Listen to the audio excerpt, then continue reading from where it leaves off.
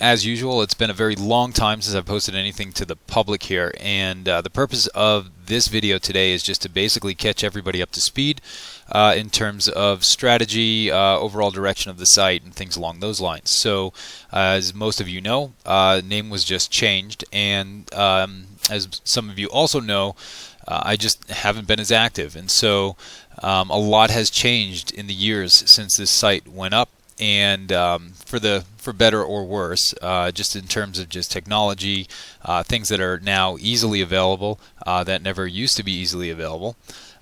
Just as popularity starts to wane, of course, really across the world, especially when it comes to FX and retail FX, things along those lines. But what we're looking at here is just a CFD chart of natural gas.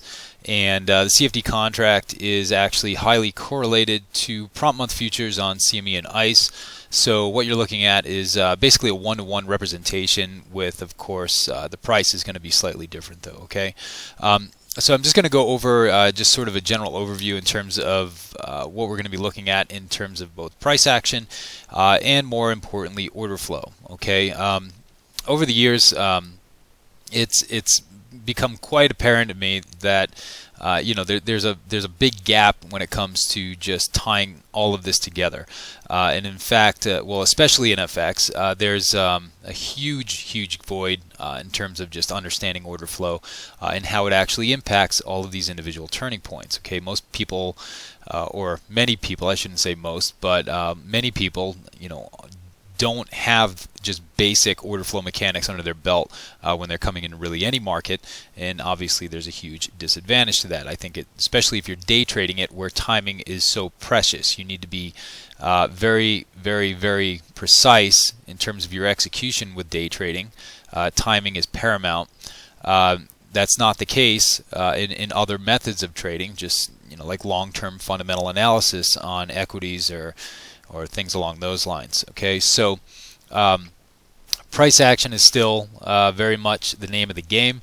I always have sought to just marry prices with order flow in and of itself, and the reason I do that is because with prices you can really only extract so much information. Okay, when you're marrying volumes in price action together, you've got sort of a combo that works in what I see as a good balance. Okay, a lot of strict volume traders will argue that, well, prices are the result of volumes, and well, I would argue that volumes are the result of people placing orders, oftentimes based on nothing more than prices themselves. Okay, it's not uncommon, for example, that when we get a high like this, price just slightly exceeds the high before piling back down again.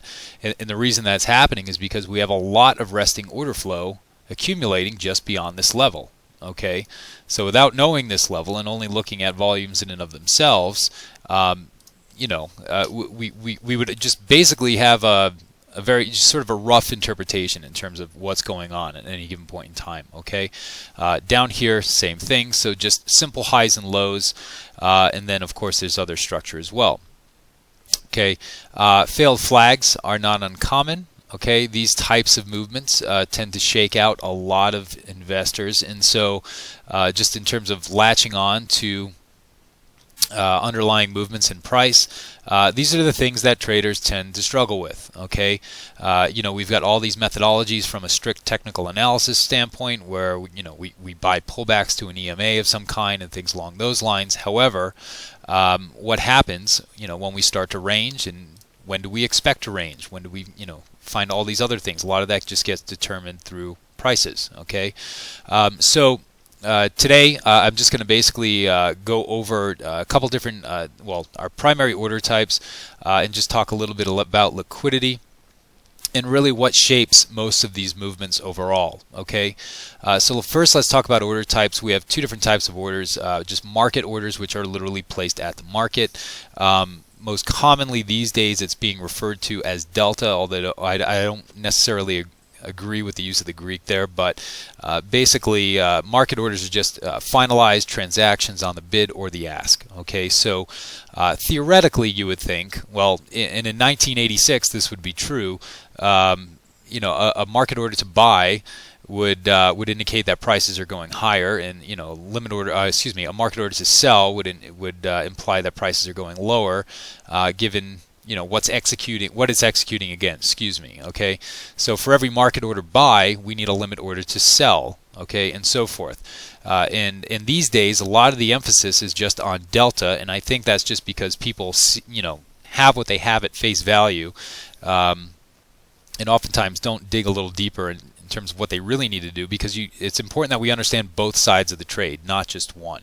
Okay, because at the end of the day, anybody who has any kind of serious influence over any market is not executing through market orders. For the most part, they're using limit orders. Okay, it's not to say that market orders aren't used, they are, but for the most part, a larger trader is going to rely on resting orders of some kind. Okay, so once again, for every market order buy, we need a limit order to sell. For every market order to sell, we need a limit order to buy in order to execute against that volume. Okay, and when we look at something like this down at the bottom of our chart, this is just aggregate realized volume. Okay, so again, we're looking at the CFD. I'll show you the futures contract in just a second here, but and by the way, all this can be applied to FX as well. I know it's a common question that's going to come up, but there are actually some pretty good institutional feeds that are available for all these platforms now, where you can get just as much information as you need to make informed decisions as you would,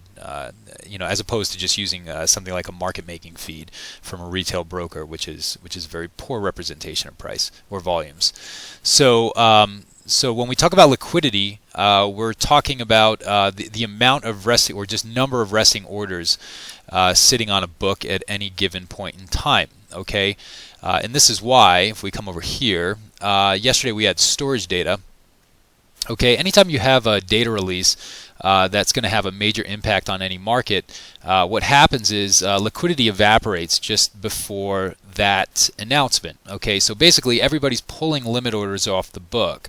Okay, and without those limit orders present to slow down price, market orders are easily able to take over levels, and that's what really causes our volatility. So, you know, in theory, if we have higher amounts of liquidity, prices are more likely to be range bound, or just just easier to be stopped from level to level. Whereas if we have less liquidity, prices are better able to run. Okay, and this is also why when we see big gap ups and downs during overnight sessions, it's because we just don't have as many participants placing liquidity in the market that's going to be able to stop prices from moving forward. Okay, and it's also why when we see large V-shaped reversals, any resting liquidity that is taken out on the initial movement, it doesn't take many market orders to get prices flipping in the other direction, and that's why, as I say, you know, just this we see this constant turmoil in terms of volatility around periods like that. Okay, so with that in mind, what I want to do, again, I just wanted to go over some of these other smaller movements. Okay, again, momentum is always your friend. Okay, you need market orders to propel prices up to any level. So your perfect combination is basically limit orders working on your side, number one. Okay, in fact, you always want that as a qualification. You never want to fight against the momentum of limit order activity, and then you're basically just looking for market orders to, well, I hate to use the word, but confirm the movement. Okay, so in other words, I could have a large degree of market orders to sell coming into this level, and then all the way down at this price, okay, $2.93. Would basically see selling, and all that selling is being stopped by limit orders. Okay, and then all it takes is a very small amount of market orders to go along, and then we have our up movement. Okay, so in a nutshell, that's what we're looking for. Okay, so let's go over to this chart first. Okay, and I've got several different indicators on here. What you're looking at here is a very small time frame. In fact, I think we're only on 1 second at this point. But the reason I did this is just to demonstrate what happens around these levels. Okay, this can be replicated on a lower resolution as well if you wanted to, but overall, just in terms of what's driving any market, some people will refer to it as manipulation. It is when I'm sorry, limit orders are being refreshed in any level, by a machine essentially. Okay, there's huge debate surrounding that, but quite frankly, to me it doesn't matter. All I care about is what's happening. Okay, and as long as I can see that, that's all I really care about. All right, so let's talk about this high because it's just staring at me like a sore thumb here. Down at the bottom here. This is total cumulative delta, okay? And once again, if you're going online and you're looking for interpretations of this, you're probably going to find yourself at odds in a number of different ways. And the reason I say that is because what most people use this for, or how they use it, is they're looking for divergence, okay? They're looking for a divergence between the delta itself and prices themselves, okay? However, if you were to do that, when you're using regular divergence, you're basically assuming that all market orders, prices will catch up with market orders essentially. Okay, that's a dangerous assumption to make because once again, anybody of size and influence who's controlling these markets is not using market orders; they're using limit orders. Okay, and it's especially true that on days where, let's say, the market is trending lower heavily, you'll have positive delta all day long. All right, and the reason for that is you have a lot of smaller traders basically buying all into that downtrend, and all they're doing is they're executing against limit orders to sell all day long. Okay, so if you were to wait for some kind of confirmation when it comes to regular divergence on delta versus prices, you're going to find yourself in a lot of trouble for that reason. Okay, what you're more concerned with is the price movement itself. So basically, you always want to be looking at prices.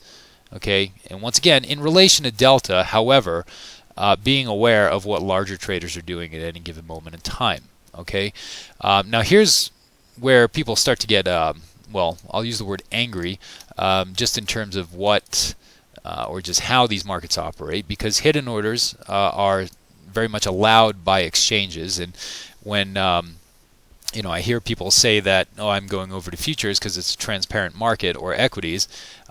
It's a little laughable sometimes because it's not 100% transparent, because we have hidden orders, we have iceberg orders, okay, available to anybody that's trading with size in order to basically control liquidity. So there's ups and downs with this. Let's put it that way. Okay, so let's look at this in the most traditional sense. You can see up at our peak here.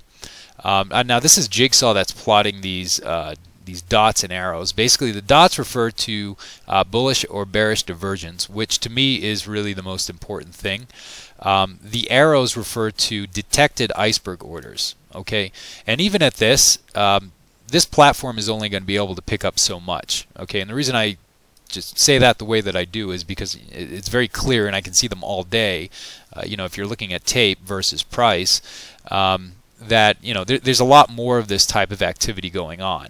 All right, but it's very hard for really anybody to mask this activity, and when you have a simple program like this, that's able to pick up this kind of activity on such a regular basis, things start to become, well, a little more clear for you. Let's put it that way. Okay, so this peak, if we were to just talk about prices for a second here. Is really our triple tap peak right up here. Okay, triple tap, 1, 2, 3 thrusts to the upside, 1, 2, 3 thrusts to the upside. This is not rocket science. Okay, and basically what we're doing is we're trading into an area of known liquidity. Okay, so we know that there's going to be resting order flow up here. And how do I know that? Well, basically, number one, this is actually the point of control for the previous trading session. Okay, so on our storage data here, when we came up, the most amount of volume was traded at this price, Okay, so if you are looking at volume profile or anything along those lines, you already have a very clear reference point. From a price action standpoint, this is what I would refer to as a spike base. Okay, a spike base is basically a trend that becomes more parabolic, and the peak of that parabolic movement is highlighted and in the future serves as a primary source of liquidity. So, for example, here's a case where we have a shelf and then prices become parabolic. The peak or the inception of this parabolic movement then later serves as a source of liquidity. Okay, and that's why it's not uncommon at all that when prices come back and revisit this level, we've got some kind of resistance or support going on of some kind. Okay, it's because this area typically swims with liquidity, and especially when you're seeing these occur over longer spans of time, you know, again, it allows more and more participants to basically stack resting limit orders in these areas. Therefore, they serve as a point of attraction at that point, because all markets are really just attracted to liquidity at any given point in time. And even still here, as we go higher, we faded the point of control right now, but you know, you have to bear in mind there's still going to be order flow up here in general, so it's not being easy for prices to fade right now, especially coming off of a move like this. So again, there's a number of different reasons that we're expected to find liquidity up here, and where we have liquidity, we have turnover. Where we have turnover, we have all sorts of conflicting ideas and opinions, and that's why I find it's always better to trade into these areas as opposed to trying to figure out what's going to happen once we get there. Okay, even though many times that can be done as well. All right, so what we're after are really just these pickup points. All right, so when we see a range like this develop and we've got sort of sideways price activity, you know, how do we define these lows? Okay, how are we defining these highs and so forth? Okay, so let's go back over here. Okay, and I'm just going to show you a very or just a base example of this. All right, so down here, this is delta as well, but it's segregated bar by bar. All right. And I can tell already that what's shaping up over here is very different than what happened over here. Now, indicator aside, all right, let's forget the fact that we have some bearish divergence up here. Bearish divergence, again, where we have a significant number of market orders to buy or sell and prices ticking in the opposing direction. That basically means that price is hitting a wall. Okay, it's being executed against limit orders that typically are refreshing at that level. Okay, in other words, a pile of them will be executed and then more magically appear, and those get executed and prices ticking in the opposing direction. Okay, so here we've got a total of what sum to about 225 contracts, and that all started right here. Okay, at the base of this bar. So with 225 contracts being bought, the most these guys got out of this movement was a whopping 2 ticks. Okay, so 225 contracts being bought. Think about that. Okay, and all it yielded was 2 ticks. Okay, and compare that to all your other activity on here. When we see these price runs like this, okay, where we started down here at 933, we traded all the way up to 951. Okay, just look at the comparison here in terms of size that's being traded on both sides. Okay, not just long orders. All right, so what does that tell me? It tells me that limit orders are largely in control of this movement higher, and then when we get up here, they're largely in control of this movement to sell. All right, and so when we do get up here, we see traditional volume relationships take over, and then primarily turn into market orders, selling activity in terms of market orders, or delta. Okay, and that's when we start to decline. Okay, more bearish divergence down here. We start to get into what's basically just a fight back and forth, and that's normal. When following a triple tap like this, typically we start to see a range develop afterwards. Okay, of some kind. All right, and so in situations like this, where we have a failed flag, which is not uncommon either. Okay, if we come over here, yesterday we had another glaring example of one. Okay, what we're going to find when we're looking at delta in relation to prices is that a lot of limit order activity is coming into the market, and they're basically taking prices down to the next objective. okay, or up to the next objective, and so forth. Okay, so if we look at what's going on right now, I'm going to go back to the cumulative delta because this is what I primarily monitor. Okay, and what I'm looking for when I'm looking at this is basically if prices are behaving in the same way they would if or without limit orders than with. Okay, so in other words, are market orders in control or are they not? Okay, it's about as simple as it gets. All right, and I'm looking for short-term divergences around key inflection points. Okay, and when I say key inflection points, really a lot of that just gets defined through price action. Okay, again, volumes are just the result of people stepping into the market, just reacting to common price areas. Okay, it's not a coincidence that this served as a double bottom here. Okay, why didn't we fade over here? Why are we making a double bottom and coming up? It's because people are using this as a reference point. Okay, when we see prices come down and we see these attempts like this, at making double bottoms, once again, it's just the result of people reacting to prices. All right, and that's why I say, anybody that comes from a world of price action, you can't forget what a huge advantage you have in regards to all of that. Okay, and what I tend to do is, again, when I'm looking for pickup points in the context of any trend, I'm just looking for what I'll call microstructures, but basically just very short-term patterns within the context of any movement. So this, for example, right here, I refer to this as a square root, okay, just because of the general structure that it makes. It's basically a low followed by a higher double low, okay. But specifically when it comes to double tops and bottoms, on a short-term basis, you see them a lot. You see them everywhere. Okay. On a long-term basis, you don't as much. Okay. And the reason you don't see them as much on a long-term basis, for example, an hourly or daily chart especially, is because of all the order flow accumulation that you have beyond significant highs and lows. Okay. So over here, for example, okay, on a short-term basis, we're making very clean double bottoms. Okay. But when we make a huge lunge up and come back down into this area, we break just below this area. Okay, we essentially take out existing resting order flow just below this level. Okay, when in doubt, assume the level gets taken out. That never pains me to say that too much.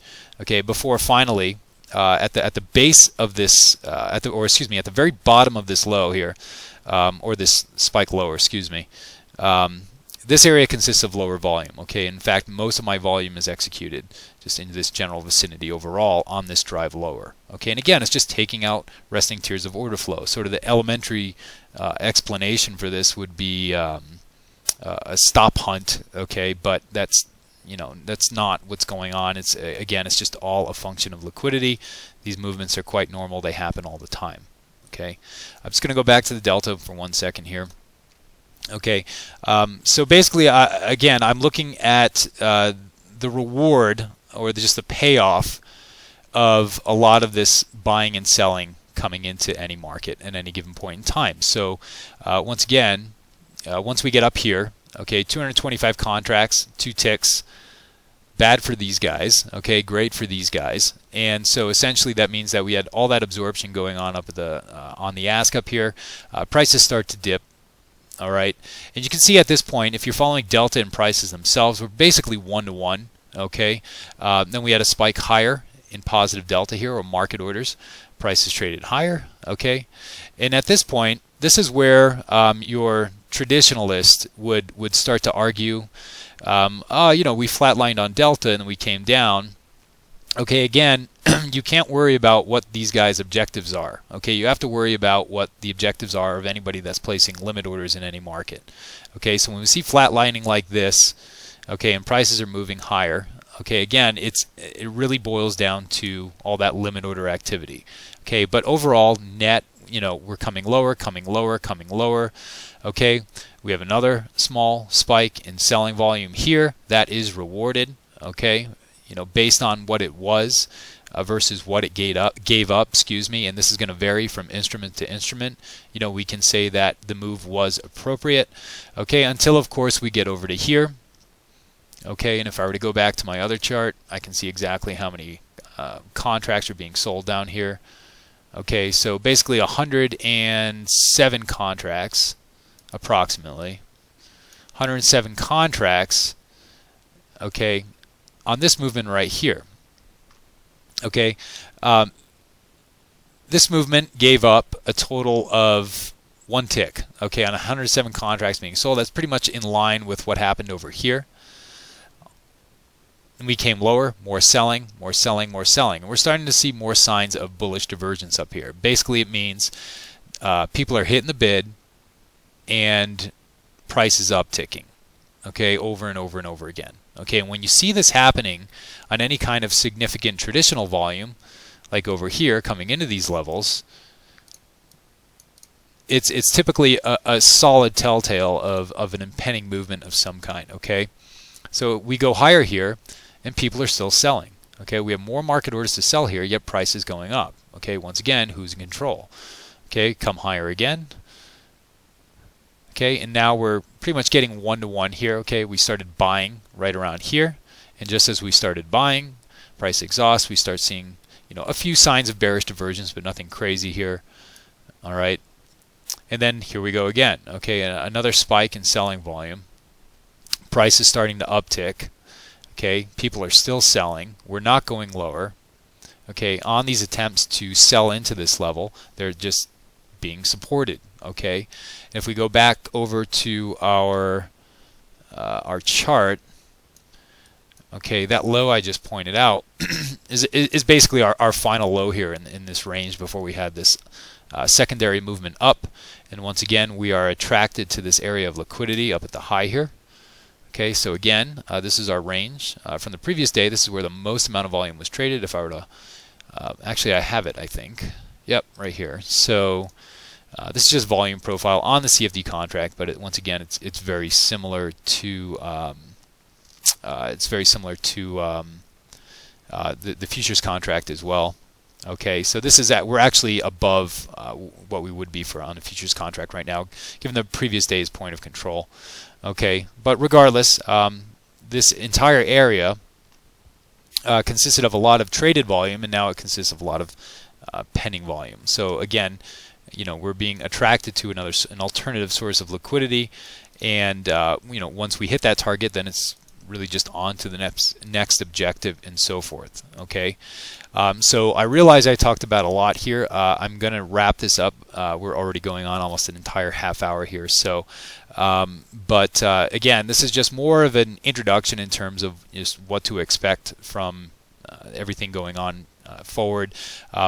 This is actually kind of elementary compared to, you know, some of the other things that we have available for us to look at and so forth. I didn't want to kind of overwhelm today, but even though you know, if you have other questions and things along those lines, you can certainly look them up.